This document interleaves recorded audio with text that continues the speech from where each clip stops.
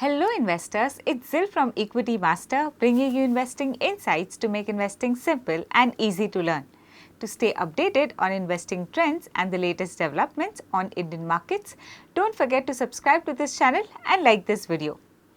Platinum and copper prices have rallied significantly this year. According to a Reuters report, platinum prices have hit a record high of $2,478.5 per ounce, with the metal heading for its biggest yearly growth on record of 146%. Copper prices on the London Metal Exchange set a new all-time high above $11,200, spurred by a weaker dollar, lower output in top producer Chile, and planned production cuts by Chinese smelters. Here are three prominent stocks associated with platinum and copper sector that you might want to consider adding to your watch list. Keep in mind, these are related stocks, meaning they could either be involved in the production or the consumption of these resources.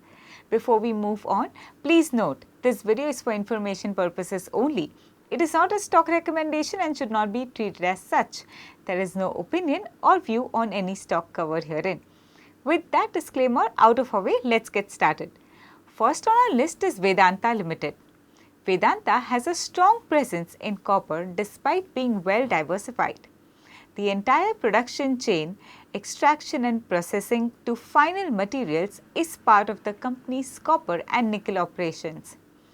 Vedanta has one of India's biggest integrated copper production capacities with its Tuticorin smelter and Silvassa refinery, which is crucial for both domestic industrial resilience and import substitution.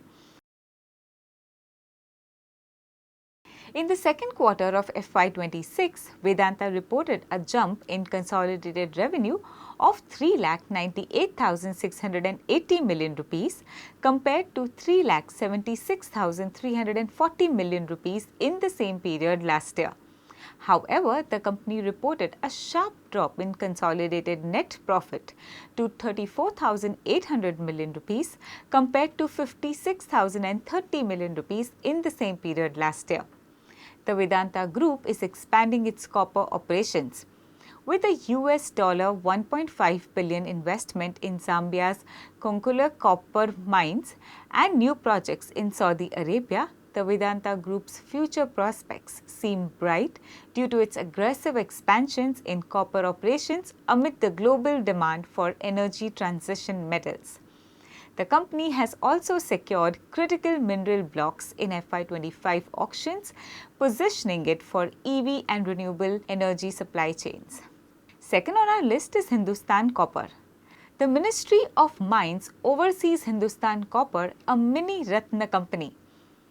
It's the only company in India that mines copper ore, and it owns all of the nation's active copper ore mining leases. In order to create and market copper concentrate, the company currently concentrates on the exploration, mining and beneficiation of copper ore.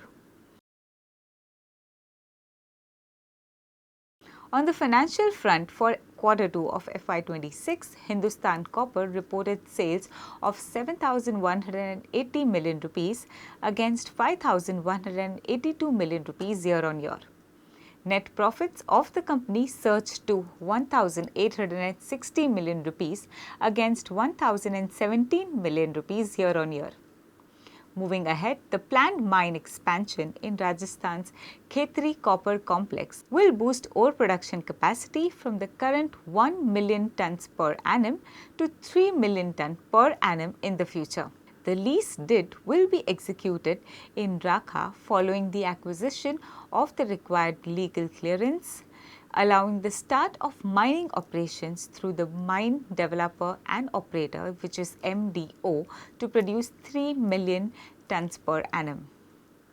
The company has also taken steps to develop new underground mines at the Singham copper belt of ICC, specifically the Kendadi and Rakha mines, and to reopen the closed mines. Hindustan Copper is investigating opportunities in the field of critical and strategic mineral resources in accordance with the Government of India's National Critical Mineral Mission strategy. Third on our list is Titan. The company is not a producer of platinum but a customer through use of platinum in its jewelry business. Titan is India's leading lifestyle company. It has established leading positions in the jewelry, watches and eye care categories. The company has also diversified into wearables, Indian dresswear and fragrances and fashion accessories. On the financial front, Titan reported revenues of 1,87,250 million rupees for Q2 of FY26 against 1,45,340 million rupees year on year. Net profits were 11,190 million rupees versus 7,030 million rupees year on year. Going forward, the management anticipates 35 to 40 new Tanishq stores this year. In a recent investor conference, Titan's management stated that demand for gold jewelry is still high despite the sharp increase in gold prices. Given that gold jewelry is still Titan's strong suit, the company might not be significantly affected by rising platinum prices either. Overall, the global demand for refined copper is projected to grow from 26.3 million tons in 2025 to around 30 to 32 million tons by 2030, representing a compounded annual growth rate of 3 to 4%. Copper producers are positioned for strong long-term growth through 2030 and beyond, fueled by structural increases in demand driven by trends such as electrification, electric vehicles, renewable energy, data centers and infrastructure development.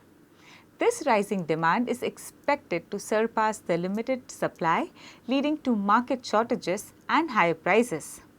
That's it for today. Don't forget to like this video and share it with your friends and family and make them as smart as you are. This is Zil from Equitymaster. Thanks for tuning in.